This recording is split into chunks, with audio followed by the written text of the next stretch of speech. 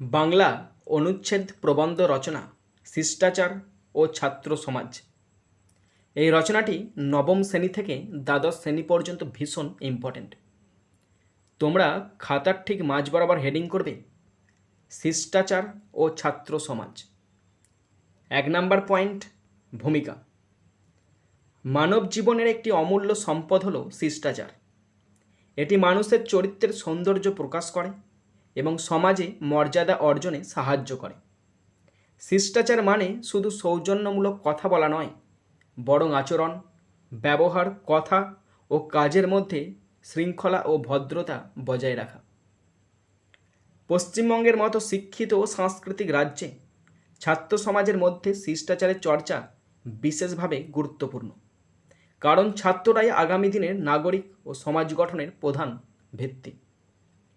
2 নম্বর point, শিষ্টাচারের প্রকৃতি ও অর্থ। শিষ্টাচার শব্দের অর্থ হলো শিষ্ট বা শিক্ষিত ব্যক্তির আচরণ। এটি এমন এক নৈতিক গুণ যা মানুষকে সভ্য, ভদ্র ও সংযত করে তোলে। শিষ্টাচার শেখায় কিভাবে বড়দের প্রতি শ্রদ্ধা প্রদর্শন করতে হয়, কনিষ্ঠদের স্নেহ করতে হয় এবং সমাজে সুষ্ঠু সম্পর্ক বজায় রাখতে হয়।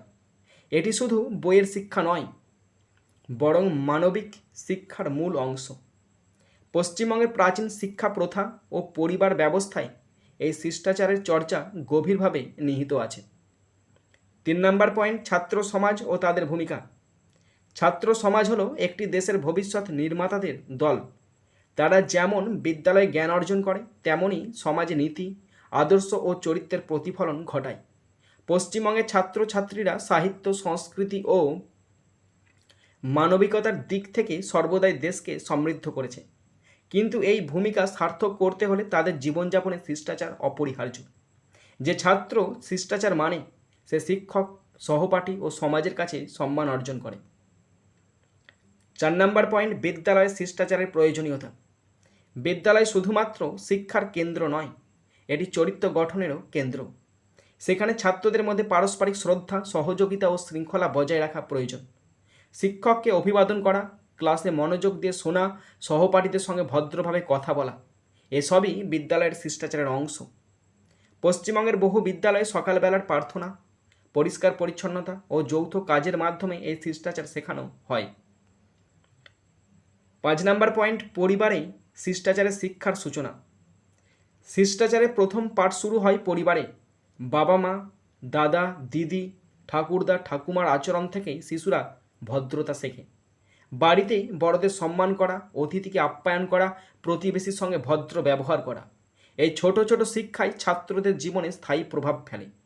পশ্চিমবঙ্গের পারিবারিক সংস্কৃতিতে এই সৌজন্যবোধ এখনও টিকে আছে, যা ছাত্রদের মানসিক বিকাশে সহায়ক। 6 নম্বর পয়েন্ট, শিক্ষক ছাত্র সম্পর্ক ও শিষ্টাচার। একজন ছাত্রের জীবনে শিক্ষক পিতার সমান শ্রদ্ধেয়। তাই শিক্ষককে সম্মান করা ও তার নির্দেশ মেনে চলা শিষ্টাচারের একটি মৌলিক দিক। পশ্চিমবঙ্গের শিক্ষক দিবসের অনুষ্ঠান, গুরুজনদের পা ছোঁয়া বা স্যার ও ম্যাডাম বলে সম্বোধন করা, এইসব আচরণের মধ্যে শিষ্টাচারের গভীর প্রতিফলন দেখা যায়। যেসব ছাত্র এই সম্পর্ককে সম্মান করে, তারা জ্ঞান ও নৈতিকতায় এগিয়ে যায়। 7 নম্বর পয়েন্ট, সমাজে শিষ্টাচারের প্রভাব। একজন শিষ্টাচার সম্পন্ন ছাত্র সমাজে যেমন সম্মান পায়, তেমনি সে সমাজের উন্নয়নেও ভূমিকা রাখে। রাস্তায়, বাজারে বা সামাজিক অনুষ্ঠানে সে সংযমী ও সাহায্যপ্রবণ থাকে। সে কারো ক্ষতি করে না, বরং সহযোগিতার মনোভাব পোষণ করে। পশ্চিমবঙ্গের সমাজে আজও শিক্ষিত যুব সমাজের মধ্যে এই মানসিকতা সমাজকে শান্তিপূর্ণ করে রাখছে।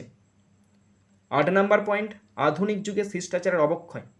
বর্তমান যুগে প্রযুক্তির ব্যবহার, সামাজিক যোগাযোগ মাধ্যমের প্রভাব এবং পারিবারিক মূল্যবোধের অবক্ষয়ের কারণে ছাত্রদের মধ্যে শিষ্টাচারের অভাব লক্ষ্য করা যায়। অনেকেই শিক্ষককে যথাযথ সম্মান দেয় না বা সামাজিক স্থানে অশোভন আচরণ করে। পশ্চিমবঙ্গে এই প্রবণতা ধীরে ধীরে বাড়ছে, যা উদ্বেগের কারণ। তাই বিদ্যালয় ও পরিবারের উভয়কেই এই বিষয়ে সচেতন ভূমিকা নিতে হবে।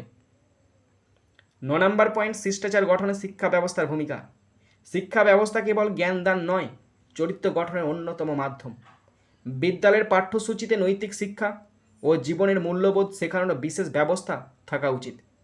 পশ্চিমবঙ্গের বহু স্কুলে এখন ভ্যালু এডুকেশন ক্লাস চালু হয়েছে, যেখানে শিষ্টাচার, দায়িত্ববোধ ও মানবিকতার পাঠ শেখানো হয়। এসব উদ্যোগ ছাত্রদের জীবনে শৃঙ্খলা ও আদর্শ স্থাপন করে।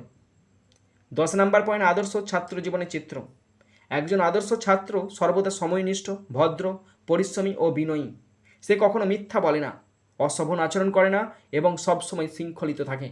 ক্লাসে মনোযোগ দেয়, সহপাঠীর সাহায্যে এগিয়ে আসে এবং সমাজে সৎভাবে আচরণ করে।